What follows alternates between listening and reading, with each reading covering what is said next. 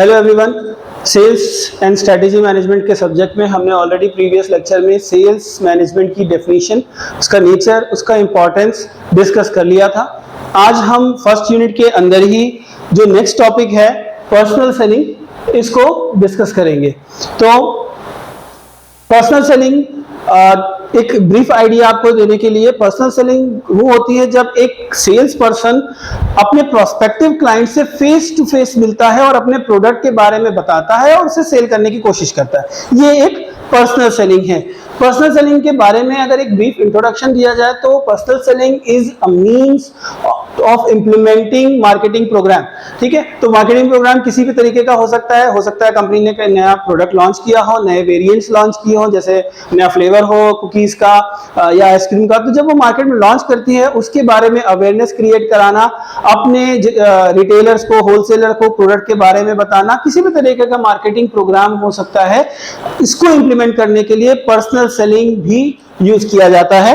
Personal selling में जो communication होती है वो होती है परसुएसिव कम्युनिकेशन। परसुएसिव कम्युनिकेशन का मतलब है कन्विंसिंग कम्युनिकेशन। यहाँ पर जो सेल्स पर्सन होता है वो सामने वाले क्लाइंट को, अपने प्रोस्पेक्टिव कस्टमर को कन्विंस करने की कोशिश करता है कि वो, यानी कि कस्टमर, आपका प्रोडक्ट खरीद सके या उसके बारे में और ज्यादा जानने की कोशिश करे। तो ये एक परसुएसिव कम्युनिकेशन होता है जिसकी वजह से सेल्स इंक्रीज होती है।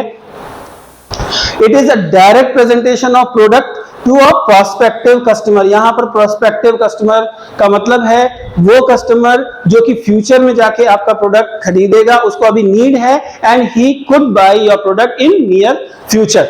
ठीक है, तो ये एक डायरेक्ट प्रेजेंटेशन है। सेल्स पर्सन जो है डायरेक्टली जाता है कस्टमर, प्रोस्पेक्टिव कस्टमर के पास और उसे अपने प्रोडक्ट के बारे में बताता है।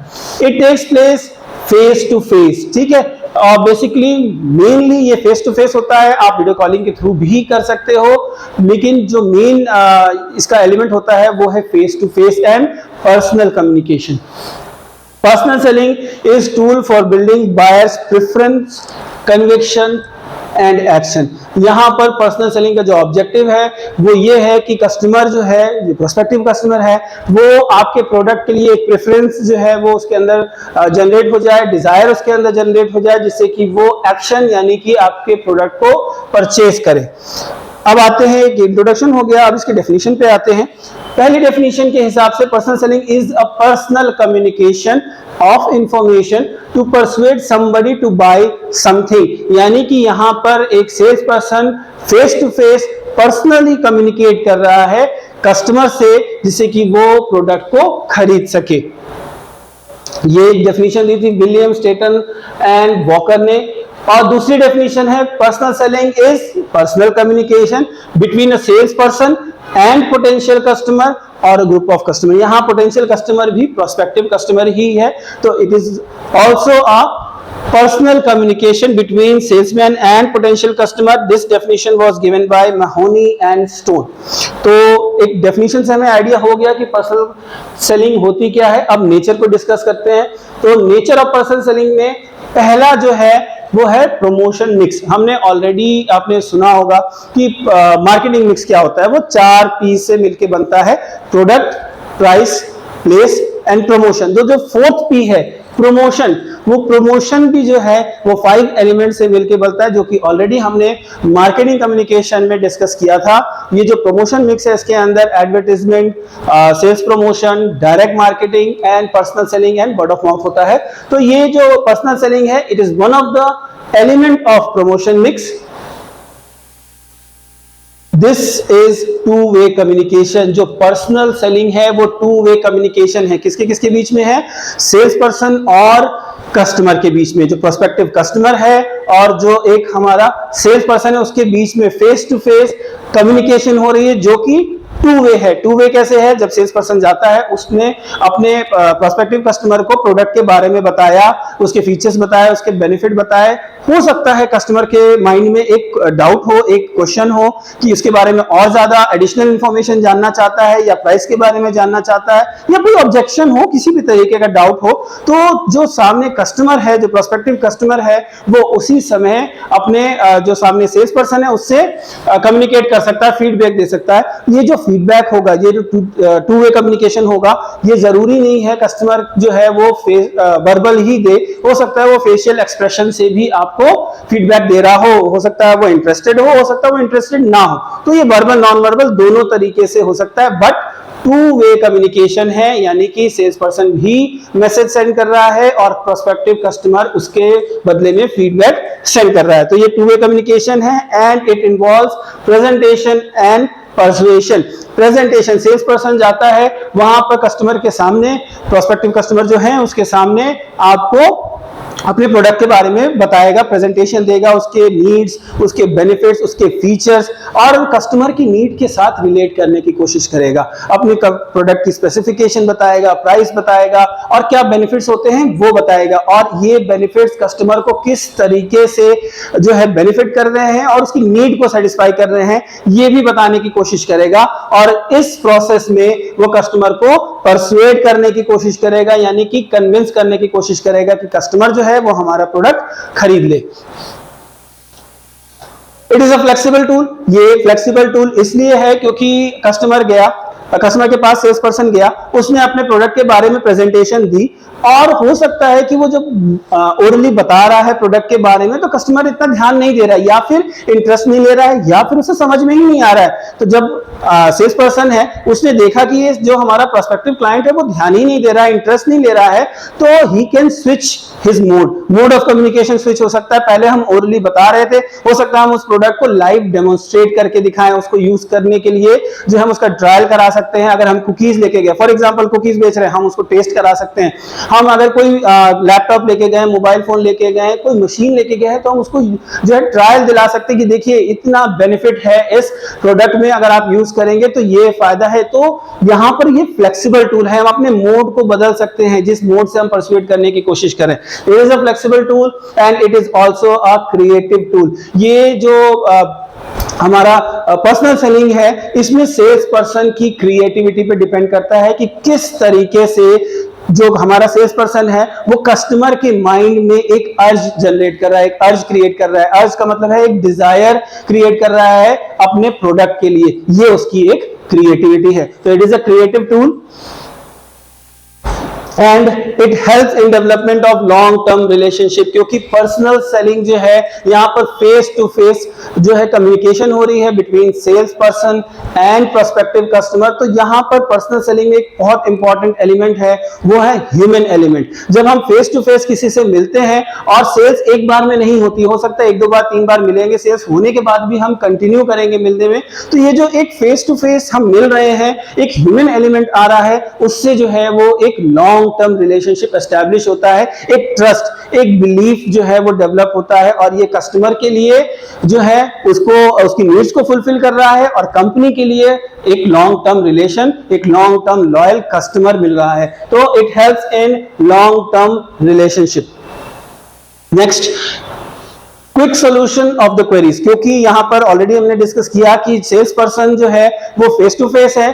कस्टमर को अगर कोई डाउट होता है, कोई क्वेरी होती है, फॉर एग्जांपल अगर कस्टमर को हम एक मशीन बेच रहे हैं तो उसके मन में डाउट आएगा कि इसके कौन से पार्ट रिप्लेसेबल है, कौन से पार्ट रिप्लेसेबल नहीं है। अगर टीवी में वो ऐड देख रहा होगा तो वो ऐड में नहीं पूछ सकता है कि इसके कौन से पार्ट जो है वो रिप्लेसेबल है या कहां मिलेंगे या वारंटी कितनी है, गारंटी कितनी है, ये चीजें वहां नहीं पूछ सकता है। बट अगर पर्सनल सेलिंग हो रही है तो तुरंत उसकी क्वेरी का सोल्यूशन होगा, तुरंत जो भी मन में डाउट है, जो ऑब्जेक्शन है प्रोस्पेक्टिव कस्टमर के, हमारा सेल्स पर्सन उसको वहां पर क्लियर कर सकता है।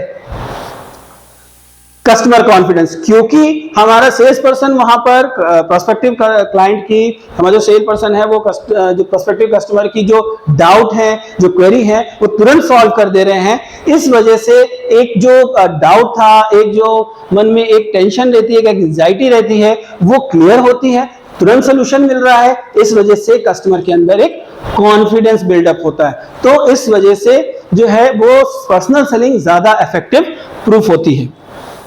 Now coming to importance of personal selling, ठीक है, ये इंपॉर्टेंस है for the business, for the customer and for the society. ठीक, इसके अंदर हम यहां पर देखेंगे सबसे पहला बिजनेस के लिए क्या है, इमीडिएट फीडबैक।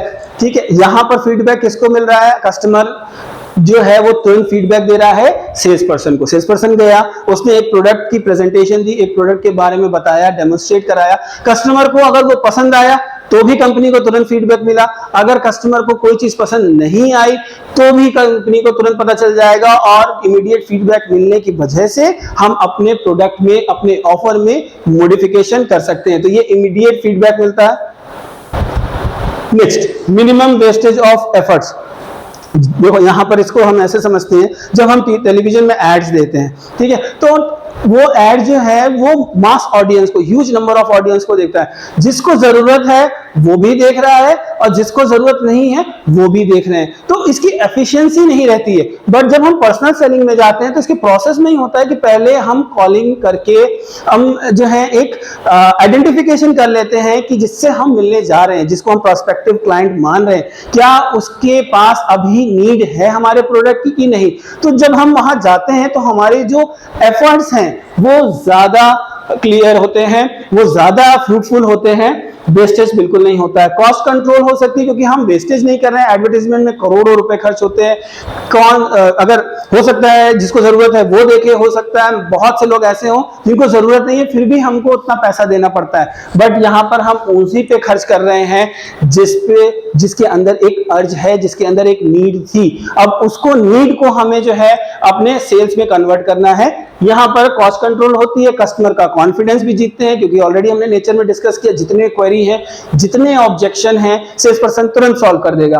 कस्टमर के अंदर जो है वो कॉन्फिडेंस जनरेट होता है एंड गुडविल। ऑब्वियसली जब हम फेस टू फेस जा रहे हैं, कस्टमर की सारी क्वेरी सॉल्व कर रहे हैं, उसको डेमोन्स्ट्रेट करके दे रहे हैं, उसको ट्रायल भी दे रहे हैं, तो एक गुडविल एस्टैब्लिश होती है कंपनी की। Now coming for customers, customers के अंदर सबसे पहला जो है वो assist in identification of needs. Customer की जो नीड्स होती हैं उसको तुरंत आइडेंटिफाई कर सकते हैं पर्सनल सेलिंग में। हो सकता है कभी कभी कस्टमर को पता ना हो कि उसके एक्चुअली में ये प्रोडक्ट जो है उसको चाहिए था, लेकिन जब उसके सामने हमारा सेल्स पर्सन जाएगा, उसको प्रेजेंट करेगा, उसके बेनिफिट्स बताएगा, उस बेनिफिट्स को उसकी नीड से लिंक करेगा, तो हो सकता है कस्टमर को पता चले कि उसके अंदर एक नीड थी और उसको फुलफिल करने के लिए हमारा प्रोडक्ट बिक जाएगा। पर्सनलाइजेशन एंड कस्टमाइजेशन, क्योंकि हर कस्टमर जो है वो यूनिक होता है, उसकी नीड्स यूनिक होती है और उसी के हिसाब से हमें अपने सेल्स पिच को करना पड़ता है। तो यहाँ पर हम कस्टमर के हिसाब से, अगर वो चाहता है कि इस प्रोडक्ट में थोड़ा सा मॉडिफिकेशन हो, ऑफर में थोड़ा सा मॉडिफिकेशन हो, तो यहाँ पर हम पर्सनलाइजेशन एंड कस्टमाइजेशन भी कर सकते हैं। It also provide guidance and consultancy. एक कंसल्टेशन जो है वो प्रोवाइड करता है। कस्टमर के मन में कोई डाउट है कि इस प्रोडक्ट को कैसे यूज करेंगे, क्या इसकी जो है देखभाल करने के लिए हमको क्या करना चाहिए, किस तरीके से जो है ये हमारी नीड को फुलफिल कर सकता है, किस तरीके से इसको ईएमआई पे खरीद सकते हैं। इस तरह की जो गाइडेंस है, जो कंसल्टेशन है, वो सेल्स पर्सन जो होता है हमारा वो डायरेक्ट दे देता है। इसके बाद जो लास्ट इसमें है वो है source of information. Personal selling में जो हमारा सेल्स पर्सन जा रहा है वो पूरी डिटेल जो है वो कस्टमर को देता है about the product, about the offer, about warranty, guarantee, price, सबके बारे में। तो ये जो है एक जो है सोर्स ऑफ इंफॉर्मेशन की तरह भी काम करता है। For society, improvement in standard of living, क्योंकि हम एक अच्छा प्रोडक्ट बेच रहे हैं, कस्टमर की नीड के हिसाब से बेच रहे हैं, बेटर क्वालिटी, तो एक जो ओवरऑल स्टैंडर्ड ऑफ लिविंग है सोसाइटी का वो इंक्रीज हो रहा है। पर्सनल सेलिंग में हम सेल्स पर्सन को एम्प्लॉय करते हैं, लोगों को नौकरियां मिलती हैं, तो एम्प्लॉयमेंट अपॉर्चुनिटी भी आ रही है। और अगर सेल्स पर्सन जो है वो अपने करियर में आगे बढ़ रहा है तो he can achieve success, he can जो है वो अपने ही करियर में बहुत ऊपर पोजीशन पे पहुंच सकता है और इससे जो है वो एक करियर एडवांसमेंट की अपॉर्चुनिटी मिलती है। Free movement in on industry, तो यहाँ पर जो प्रोडक्ट का मूवमेंट है एक जगह से दूसरी जगह तक, मतलब कस्टमर, कंपनी से कस्टमर तक, वो भी बहुत आसानी से होता है। तो ये एक ब्रीफ था, 3 कैटेगरी में हमने इंपॉर्टेंस को डिवाइड किया था।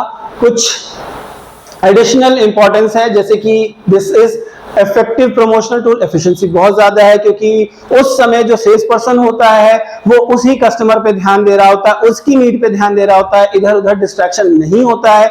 इसी वजह से this is effective, this is flexible, it minimises the wastage of effort, customer attention, क्योंकि हम फेस टू फेस बात कर रहे हैं, हम पूरा फोकस कस्टमर पे कर रहे हैं, तो कस्टमर का भी ध्यान, जो अटेंशन है वो डेविएट नहीं होता है।